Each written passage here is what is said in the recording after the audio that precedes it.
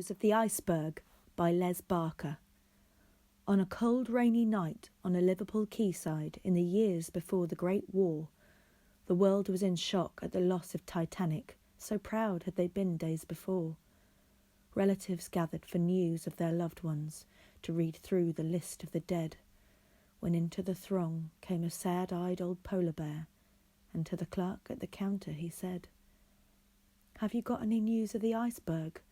My family were on it, you see. Have you got any news of the Iceberg? They mean the whole world to me. My wife and my children were coming from Greenland to be by my side in the zoo. Belinda's my wife, and the eldest's called Bernard, and Billy, well, he's only 2.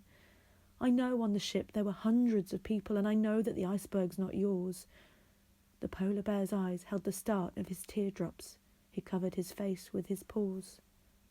"Have you got any news of the Iceberg? My family were on it, you see.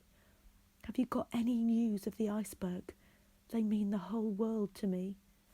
It's been over a year since I last saw my children. I left home to build a career. I've worked very hard. I'm a star in the circus.